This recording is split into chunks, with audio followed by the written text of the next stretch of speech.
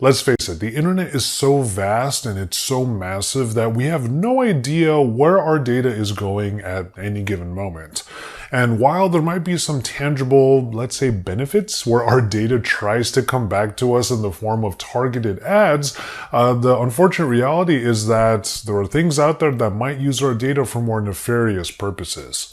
Now, while better internet security is going to be incredibly important moving forward, it's just one further benefit that I experienced by changing up my daily browser.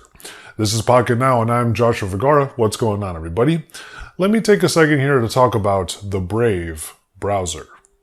Like many of you out there, I'm a Chrome addict. You might call me a Google addict, actually, because, like many of you, my accounts and services are on an Android phone. And through pure necessity, I need to use the Chrome browser to sync all of my data across my devices.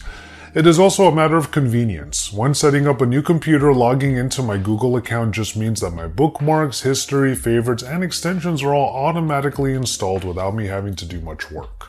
But also, like many of you out there, I have the same complaints when it comes to Chrome. While it might be a pretty speedy experience and so much of the internet has adopted Chrome as its main browser and supports this browser, it is also an incredible resource hog. There are times when I'm multitasking, perhaps to a degree that is kind of unnatural for most users, where I'm actually playing a game on one screen and then I have a YouTube video playing on the other, or I might just pop back and forth between that and productivity workflows. With all of the different tabs that I might have open in Chrome, sometimes I might actually experience a slight stutter here or there, or worse, the Chrome browser might actually just lock up because it has run out of resources that it can actually use. Now, while I have tried to change up my browser in the past, I always run into at least one part of the internet that demands integration with Chrome. Enter the Brave browser. And after using it for the past week, I'm installing it on my daily drivers and making it my default everywhere. You might notice that it looks kind of familiar, and that is no accident. After all, this browser is one of many based on Chromium, the open source browser project based on Chrome. So, Brave has the skeleton of Chrome, but a new set of armor complete with shields to protect users from the seedier whims of the internet. Everything that has kept me originally on the Chrome browser remains, including the cast button, but I can also install pretty much any extension that I used to have on Chrome. Also, when installing Brave browser, all of the bookmarks and browser history and settings from the previous default browser is also synced. But speaking of those extensions, this is where Brave's main feature comes in, the shields. In Chrome, installation of ad blockers and security measures was a separate affair, but Brave has it all built in.